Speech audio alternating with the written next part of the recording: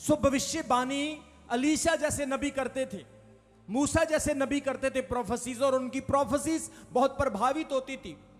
पुराने नियम में एक बहुत बड़ी भविष्यवाणी है। जब आप दूसरे राजाओं की किताब पढ़ोगे, वहां का 7 अध्याय उसके 1 वचन से लेकर उसके 16 वचन तक लिखा है। तब अलीशा ने कहा, यहोवा का वचन सुनो। यहोवा यूं कहता है कि कल इसी समय शिमरोन के फाटक में 100 बर मैदा और 1 शकेल में जौ 200 बर भी 1 शकेल में बिकेगा। तब उस सरदार ने, जिसके हाथ पर राजा तकिया करता था, परमेश्वर के भगत को उत्तर देकर कहा, सुन, चाहे यहोवा आकाश के झरोखे खोले तो भी ऐसी बात नहीं हो सकेगी।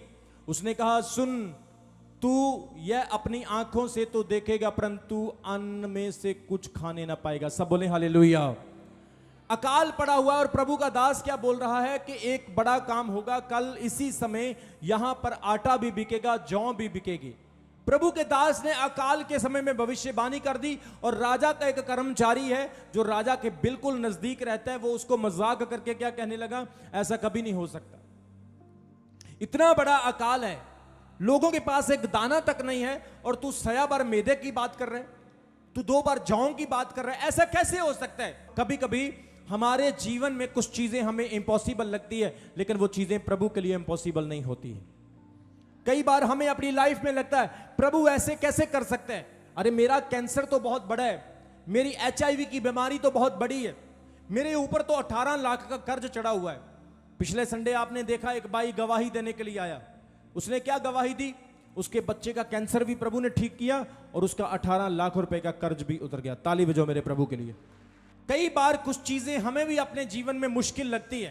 प्रभु मैं नशे कैसे छोड़ पाऊंगा, प्रभु मैं इस पाप को कैसे छोड़ूंगा, परमेश्वर मेरा घर बनने वाला है। प्रभु का दास बोलता है तेरा घर बनेगा, वो कहता है ऐसे कैसे हो सकता है, अरे मेरे पास तो एक फूडी कौड़ी नहीं है, तो मेरा घर कैसे बनेगा, इसमें तो 10 लाख रुपए का खर्च आएगा। परमेश्वर का दास कहता है तेरा वीजा लगेगा, वो कहता है मेरा तो 4-5 बार पहले रिफ्यूजल हो चुका है, मेरा वीजा कैसे लग सकता है।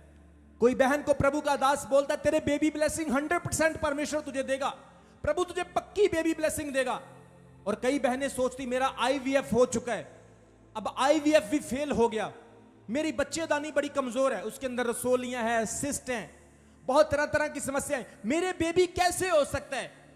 इस राजा के कर्मचारी ने नबी को बिल्कुल ऐसा ही कहा, ऐसे कैसे हो सकते हैं जहां पर पानी पीने के लिए नहीं है और एक अनाज का दाना खाने के लिए नहीं है, एक दिन में इतना बड़ा चमत्कार कैसे हो सकता है कि वहां पर परमेश्वर आशीषों की बारिश करना शुरू करे। लेकिन नबी ने उसको कहा तू यहां पे है और मैं भी यहां पे हूं, यहोवा का वचन है, यह पूरा होकर रहेगा। जोर से बोलेंगे हालेलुया। आज बाइबल में आपको बहुत सारे वचन दिए गए हैं, प्रभु का आत्मा कह रहा है वो वचन आपकी लाइफ में पूरे होंगे यीशु मसीह के नाम में। जो वचन परमेश्वर ने आपको उन्नति के लिए दिए हैं वो पूरे होंगे यीशु मसीह के नाम में। खुदा के वचन की भविष्यवाणियां आपके जीवन में जो आपको लग रहा है पूरी नहीं होगी, मैं आपको बोल रहा हूं आपकी ब्लेसिंग पक्की है यीशु मसीह के नाम में। आपका छुटकारा, आपकी उन्नति पक्की है यीशु मसीह के नाम में। हो सकता है आज आपके पास जॉब नहीं, आपके पास नौकरी नहीं, आपके पास बच्चा नहीं, आपके पास घर नहीं, शैतान आपको सता रहा है, आपको रास्ते दिखाई नहीं दे रहे हैं, आपको लग रहा है मैं राइट जाऊं या लेफ्ट जाऊं, कौन मेरी सहायता करेगा, कौन मेरी मदद करेगा, मुझे सबने छोड़ दिया है, मेरे जीवन का कुछ नहीं हो सकता। आपको ऐसा लग रहा है परिस्थितियां सूख चुकी है, रास्ते दिखाई नहीं दे रहे हैं, लेकिन प्रभु का आत्मा कह रहा है मेरा खुदा ऐसा खुदा है जहां पर रास्ते नहीं होते हैं वो वहां पर रास्ते पैदा कर देता है यीशु मसीह के नाम में।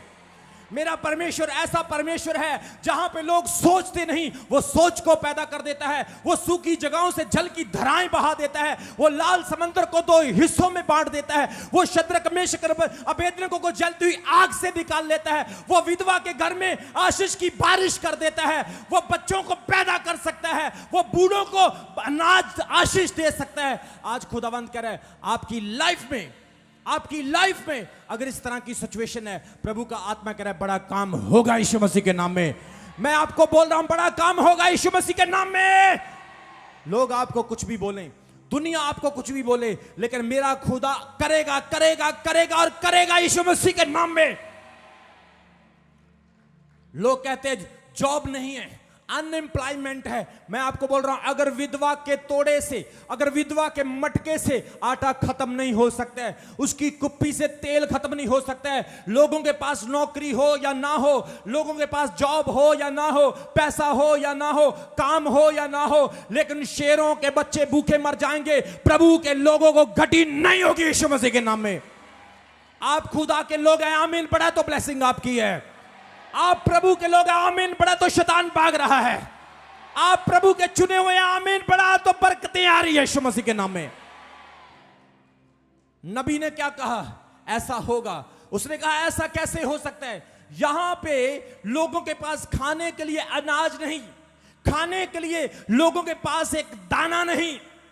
आज कभी कभी हम भी कहते हैं प्रभु ऐसे कैसे हो सकता है, मेरे लिए ये इम्पॉसिबल है। बाइबल कहती है जो चीजें इंसान के लिए मुश्किल है वो प्रभु के लिए मुश्किल नहीं है। वो 4 दिन का लाजर लोगों के लिए मरा था, लेकिन यीशु के लिए सोया हुआ था।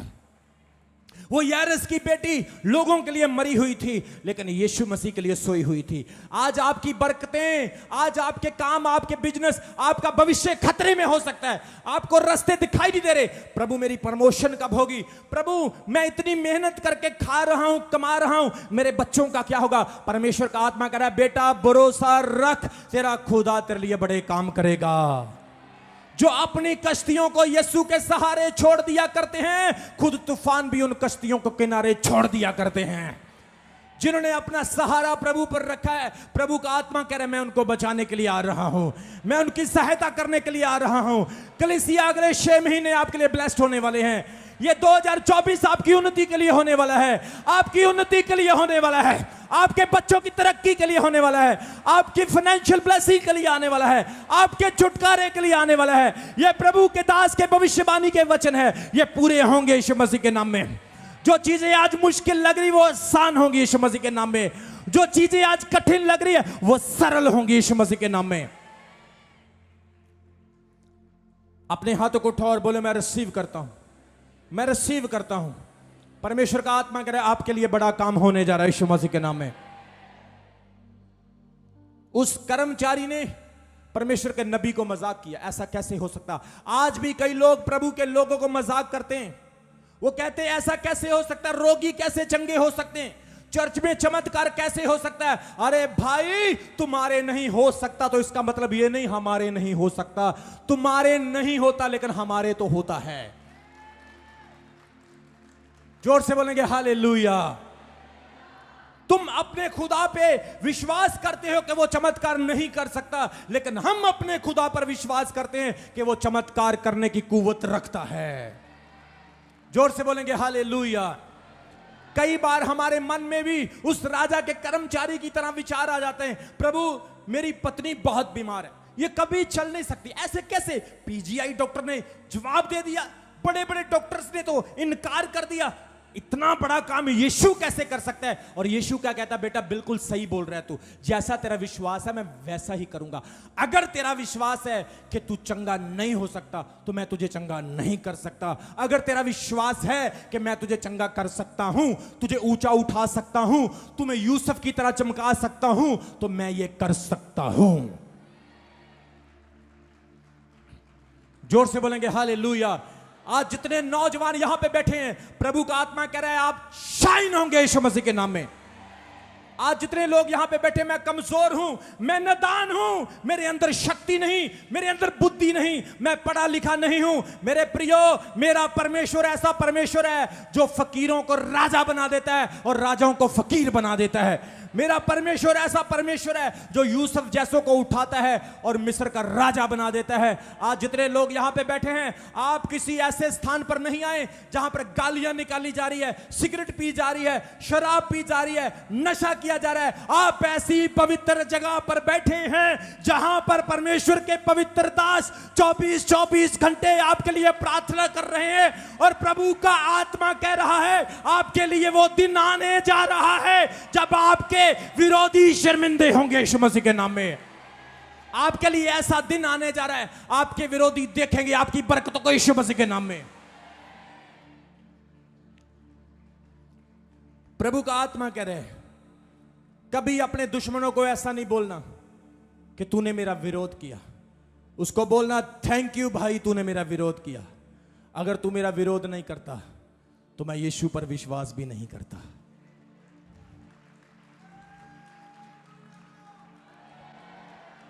अगर उस 12 साल की लहू बहने वाली औरत को रोका ना जाता तो वो चंगी ना होती। बाइबल कहती उसको रोका गया। आज जितना आपको रोका जाता है, प्रभु का आत्मा कह रहा है आपकी बरकत उतनी बड़ी होगी यीशु मसीह के नाम में। मैं देख रहा हूं जिनके पेड़ों पर फल नहीं है, परमेश्वर कह रहा है लगने के लिए जा रहे हैं यीशु मसीह के नाम में। प्रभु के नबियों को मजाक करते हैं, आज भी करते हैं लोग, नहीं करते? आज भी प्रभु के लोगों को मजाक करते हैं कि नहीं करते? तुम करो तो लीला, हम करें तो करैक्टर ढीला। लेकिन प्रभु के दास को यह मजाक कर रहा था ऐसे कैसे हो सकता है? अरे इतने सालों से खाने के लिए एक दाना नहीं है और सिर्फ कल एक दिन में इतना बड़ा चमत्कार कैसे हो सकता है? नबी ने उसको कहा, हे कर्मचारी मेरी बात ध्यान से सुन ले, दाने भी आएंगे, अनाज भी आएगा, जौ भी आएंगे, आशीष भी आएगी, लेकिन ये प्रभु के दास की भविष्यवाणी है, दुनिया खाएगी पर तू नहीं खा सकेगा। ये भी भविष्यवाणी है, सुन ले। जब आप इस वचन को आगे जाकर पढ़ोगे, वचन में लिखा है अगले दिन वहां पर बड़ा चमत्कार हुआ। खुदावंत ने क्या किया? परमेश्वर ने क्या किया? आसमान से अनाज नहीं बरसाया, प्रभु ने जमीन के नीचे से अनाज नहीं निकाला, प्रभु ने किसी व्यक्ति को वहां पर अनाज देने के लिए नहीं भेजा। परमेश्वर ने क्या काम किया? जो दुश्मन टेंट लगा के प्रभु के घरों के सामने बैठे थे, बाइबल में लिखा है परमेश्वर ने अपने स्वर्गदूतों को भेजा। उन स्वर्गदूतों ने आवाज लगाई, उन स्वर्गदूतों ने ऐसी सनसनाहट वहां पर मचा दी कि जितने भी दुश्मन थे अपने टेंट छोड़ के, अनाज छोड़ के, राशन छोड़ के, जौ छोड़ के, रोटी छोड़ के, सबके सब जान बचा के भाग गए। वहां पर 4 कोढ़ी रहते थे। सब बोलो हालेलुया। बाइबल कहती 4 कोढ़ी शहर से बाहर रहते थे, जिन्हें लोगों ने बाहर निकाल दिया था। अकाल का समय था। उन कोढ़ियों ने क्या कहा? अरे भाई, हम यहां पर भूखे मर रहे हैं, या तो हम यहां पर भूखे बैठे मर जाएं, या फिर आओ चलें अरामियों की सेना में, अरामियों के टेंट में, छावनी में। यहां भी मर रहे हैं, क्यों ना हम वहां खा करके मर जाएं, नहीं तो यहां भूखे मर जाएंगे। वो उठे, वो गए, और जैसे उन्होंने जाकर देखा वहां पर कोई नहीं, वहां पर तो सोना ही सोना, वहां पर तो राशन ही राशन, वहां पर तो अनाज ही अनाज। आज परमेश्वर का आत्मा कह रहा है आपके जीवन में भी मेरा खुदा ऐसा करेगा यीशु मसीह के नाम में। आज आपको लग रहा है प्रभु कहां से आएगा? प्रभु 30 लाख लोग हैं, कहां से आएगा? प्रभु कह रहा है बेटा ऊपर देख, मन्ना आ रहा है स्वर्ग से मन्ना आ रहा है तेरे लिए। उठा और खड़ा कर और बना ले और खा ले। तेरा परमेश्वर यहोवा मुहैया करने वाला प्रभु है। जोर से बोलेंगे hallelujah, hallelujah, hallelujah, hallelujah, hallelujah. जब हमने नई नई सेवकाई शुरू की, जब हम हालेलुया बोलते थे तो लोग हमें मजाक करते थे। हम कहते थे हालेलुया, वो मजाक में हमें बोलते थे पर्दे बोइया। आपको पता बोइया किसको बोलते? रोपड़ लैंग्वेज में बोइया बोलते जिसमें हम रोटियां रखते कि नहीं रखते? तो लोग बोलते थे, हम कहते थे हालेलुया, तो मजाक में बोलते थे पर्दे बोइया। तो आज सच में इतना बोइया भरा हुआ है कि हम लोगों को बांट रहे हैं। और परमेश्वर का आत्मा कह रहा है आपका भी बोइया ऐसे ही भरने वाला यीशु मसीह के नाम में। आप मांगने वाले नहीं, आप बांटने वाले होंगे। अपने हाथों को उठाओ। पिता, जितने लोगों ने हाथ उठाए, मैं इनके हाथों पर तेरे अभिषेक को मांगता हूं यीशु मसीह के नाम में। खुदावन तेरा मसा ऐसा इनके हाथों पर आए कि गरीबी टूट जाए यीशु मसीह के नाम में। ये जो भी कमाई करेंगे, ये जो भी काम करेंगे मेरे यहोवा, तू बड़ा चमत्कार करेगा यीशु मसीह के नाम में। उसने कहा अनाज भी आएगा लेकिन तू देखने नहीं पाएगा। इन 4 कोढ़ियों ने जाकर राजा को शोर मचाकर कहा, राजा राजा राजा, आओ मैं तुम्हें दिखाता हूं, देखो कितना अनाज, कितना आटा और कितने जौ हमको मिल गए हैं। राजा ने बोला ये जरूर दुश्मनों के साथ मिल गए हैं जो हमें उस छावनी में ले जाके फंसाना चाहते। उन्होंने कहा राजा ऐसी बात नहीं है, सचमुच हमें एक बहुत बड़ा खजाना मिल गया। राजा ने अपने कर्मचारियों के उसके साथ भेजा। जैसे ही वो उस छावनी में जाकर देखते हैं वहां पर दुश्मन अपने हथियार छोड़कर भाग चुके हैं। वहां पर कुछ नहीं, सिर्फ हीरे, चांदी, सोना, रोटी, जौ और अनाज ही अनाज है। मेरे प्रियो उन 4 कोड़ियों ने पेट भरकर खाया। वहां पर अनाज बिकने लगा, लोगों की इतनी भीड़ आ गई, धक्के बजने लगे। जिस कर्मचारी के लिए अलीशा ने भविष्यवाणी करके कहा था कि सब खाएंगे तू नहीं खाएगा, लोगों के पैरों के नीचे दब करके मर गया, लेकिन वो उस अनाज को नहीं खा सका। यह है भविष्यवाणी, यह है प्रोफेसी। जो मैन ऑफ गॉड कहता है वो पूरा होता है। हर चीज पास होती है, पास करवाने वाला होना चाहिए। भविष्यवाणी पूरी होती है, पूरी करवाने वाला होना चाहिए। विश्वास से बड़े काम होते हैं, विश्वास करने वाला बड़ा होना चाहिए। आज परमेश्वर का आत्मा करे आपकी लाइफ में मेरा प्रभु कुछ ऐसा करेगा। आज जो देख रहे हैं मेरे जीवन में कुछ नहीं हो सकता। बाइबल कहती है अहाब राजा को एलिया नबी ने भविष्यवाणी करके कहा मेरे कहे बिना ना तो मी बरसेगा ना ओस पड़ेगी। वहां पर अकाल पड़ गया। कितने लोगों ने नए साल वाले दिन यह प्ले देखा था, एलिया नबी वाला। एलिया ने राजा को चेतावनी देकर कहा मेरे बिना कहे ना तो मी बरसेगा ना ओस पड़ेगी। राजा बोला तेरे जैसे 20 घूमते हैं। राजा को गुमंड हो गया मैं राजा हूं, लेकिन प्रभु के दास की भविष्यवाणी पूरी हुई। अब क्या हुआ, वही राजा जो प्रभु के दास का मजाक करता था अब प्रभु के दास को ढूंढ रहा है। उसके पीछे पीछे, अरे उसको पकड़ के लाओ, ये क्या बोल के गया है। अरे सारा देश भूखा मर रहा है, सूखा पड़ गया, फसलें सूख गई है, उसको ढूंढ के लाओ, वो कहां पर चला गया है। एक दिन राजा अहाब ने एलिया को ढूंढ लिया और एलिया ने कहा राजा खुशी मना, खा और पी, तूने पश्चाताप किया, देख मेरा यहोवा परमेश्वर पानी बरसाने के लिए जा रहा है।